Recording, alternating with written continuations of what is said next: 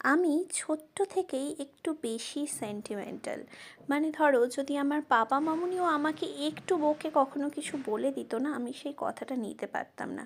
মানে একটা কথা বুঝতে পারছো তো, বাবা মামুনি আমার কতটা ক্লোজ, তারা কিছু বললেই নিতে পারতাম না, তো বাইরের মানুষ তো অনেক দূরের কথা। বাট ছোট থেকে একটা আমি শিক্ষা পেয়েছি যে কারো মুখের ওপর কখনো কিছু বলবো না, বা বললে কি কি ভাববে তাই বলতাম না। বাট হ্যাঁ, বড় হওয়ার সাথে সাথে আস্তে আস্তে ভাবলাম যে না, সব সময় মেনে নিলে হয় না, মাঝে মাঝে নিজেকেও মাথা তুলে বলতে হয়। নমস্কার, আমি চন্দ্রিমা। আই হোপ আজকের ভিডিওটা তোমাদের ভালো লাগবে। বিকজ পাপা মামুনি আমাকে পড়াশুনো করিয়ে একটা শিক্ষিত, জ্ঞানবান, বুদ্ধিমান, মানসিক সচেতনতা বোধ মানুষ তৈরি করেছে। কেনই বা আমি সত্যিটাকে সত্যি বা মিথ্যেটাকে মিথ্যে বলবো না বলো তো? তো আজকের ভিডিওটা তোমাদের সাথে যেটা শেয়ার করব, আজকে আমি বিকেলে উঠে মানে স্টার্ট করেছিলাম। এটা কলকাতার ফ্ল্যাটের ভিডিও তোমাদের সাথে শেয়ার করছি। তো আমি ভেবেছিলাম একটু সিমুই বানাবো। আমার হাজব্যান্ড এতটাই খাদ্যরসিক, খেতে ভালোবাসে, বেশি খাওয়াতে পছন্দ করে, খাবে হয়তো 2 চামচ, খাওয়াবে 4 চামচ, এই ধরনের মানসিকতার ও ছেলে। তো ও ভেবেছিল একটু সিমুই খাবে। তো আমি ভাবলাম যে আবদার করেছে, ওর জন্য একটু বানাবো না। তো সিমুই বানালে তোমরা তো জানো স্টকে দুধটা একটু বেশি রাখতে হয়, তো সিমুইয়ের অ্যারেঞ্জমেন্ট শুরু করে দিয়েছিলাম।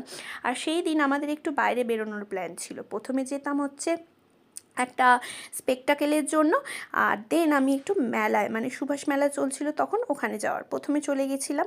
তারপর যাওয়ার পর ওখানে আমি ফার্স্টে গিয়েই কয়েকটা সানগ্লাস দেখছিলাম।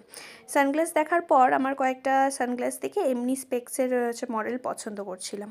লেন্স কার্ট থেকে বরাবর আমার হাজব্যান্ড সব স্পেক্সগুলো নেয়। আমার এই যে গ্লাসটা দেখছো না, এটা বেশ পছন্দ হয়েছিল। আমি বললাম শোনো না, আমি কাঠমান্ডু চলে গেলেও আমার জন্য বাই অনলাইনে এটা একটু অর্ডার দিয়ে দেবে। আর এই একটা মানুষ যে আমার মুখের ওপর কখনো দেখি কিছুতেই না বলে না, বলে হ্যাঁ আমি দিয়ে দেবো। সানগ্লাস অতটা নিডেড ছিল না, বিকজ আমার মোটামুটি 2-3টে সানগ্লাস আছে, 3টে আছেই, হয়ে যায়। তারপর ওখান থেকে বেরিয়ে ওর একটা মানে যেটা নেওয়ার ছিল সেটা কথা বলে বেরিয়ে আমরা একটু ভেবেছিলাম বাড়া পাও খাবো। বাড়া পাও খেয়ে আমরা চলে গেলাম সুভাষ মেলার সামনে। বাট সেই দিন কিন্তু ভেতরে এন্ট্রি নিলাম না, আমরা কাঠমান্ডু আসবো বলে না, এই শুঁটি বাজা গুড়কাঠি তোমরা যে যে যা বলে থাকো আমি ঠিক জানি না, আমি এটাকে গুড়কাঠি, শুঁটি ভাজা এইসব বলি, ঠিক আছে? তো এটা একটু নিয়েছিলাম, বেশ অনেকটাই নিয়েছিলাম, কিন্তু প্রায় 1 কেজি মতো। দেন ওকে বলছিলাম জানো তো একটু স্যান্ডউইচ খেতে ভালো ইচ্ছে করছে। আমি কিন্তু বাড়িতে ভীষণ ভালো স্যান্ডউইচ বানাই, মানে আমার হাজব্যান্ড তো আরও ভালো বানায়। তো তাও বললাম না, আবদারও কখনো আমার ফেলে না। বললো চলো, দেখলাম একটা স্যান্ডউইচের দোকানের সামনেই দাঁড় করালো, স্যান্ডউইচটা এনজয় করলাম।